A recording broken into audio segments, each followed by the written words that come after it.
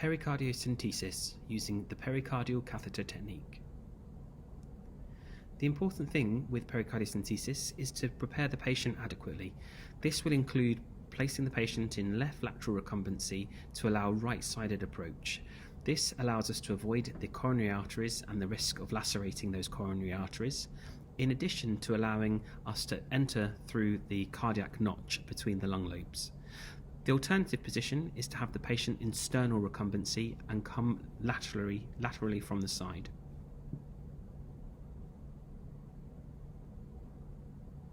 Sedation can be administered as needed.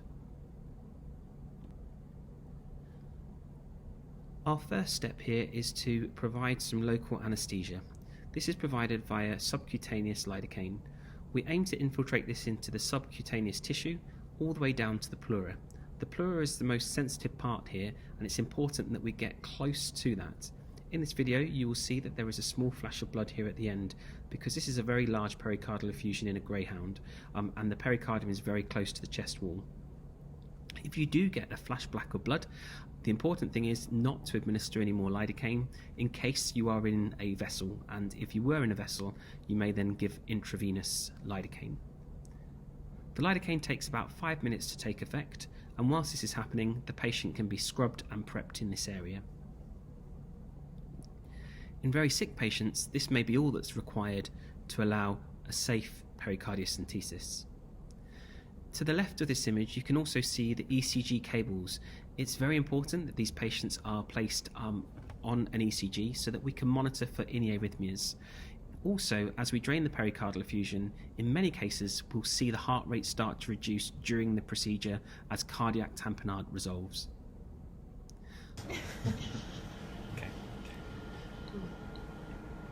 Our next step is to choose our access point. With a small stab incision, it needs to only be small, the width of the scalpel blade, we make a small incision over the chest wall in the anaesthetised area. What's important here is that we choose a point where the pericardial effusion is at its greatest depth. This allows to give us some space to avoid hitting the heart as we go through the pericardial sac. To find this, generally we'll be using ultrasound guidance. Once we have our landmark, it may be that you approach this blind.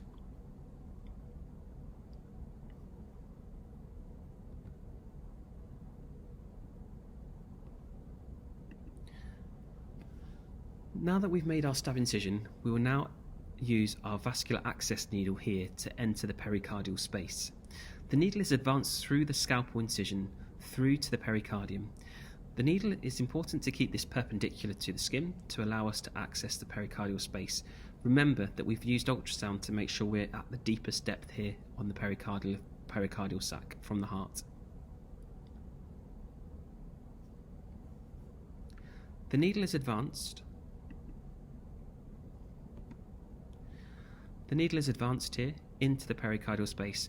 Every so often we will draw back on this syringe after every few millimetres until we see a flash in the syringe. When we see the flash, we will then advance the needle a further few millimetres into the pericardial space.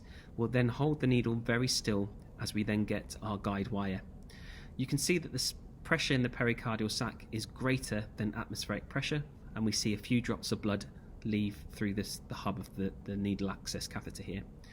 The guide wire is advanced through the needle into the pericardial space, monitoring the ECG for any VPCs or ectopic beats.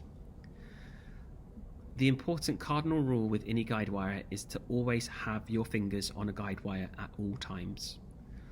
We've now removed the vascular access needle and we've exchanged this now for the pericardial catheter, which is being inserted and threaded over the guide wire. Again, the guide wire is then threaded back through the pericardial catheter until we manage to get the pericardial catheter close to the chest wall with the guide wire there at the top of the hub. With some mild pressure just to hold the guide wire steady, the catheter is then spun and advanced over the guide wire. The guide wire is removed, the umbilical clamp is closed, and our pericardial catheter is now in situ. With the pericardial catheter in situ, we can now drain the pericardial effusion at our leisure. The catheter is held in place through the small stabbing incision and also with the pericardium enveloped around it, and we can slowly drain this pericardial effusion. A one-way valve has been attached to the catheter to avoid any excessive blood loss and mess and wastage of blood.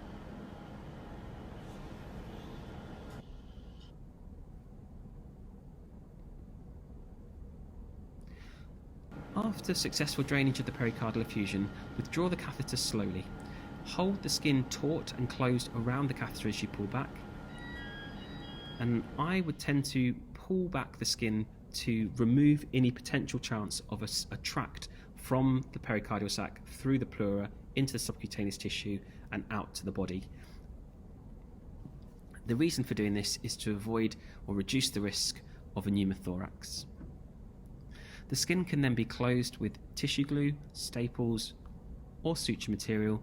My preference is to use a small bit of tissue glue. Remember, our incision with the width of the scalpel blade will only be 3 or 4 millimeters wide, and absolutely fine to close with tissue glue.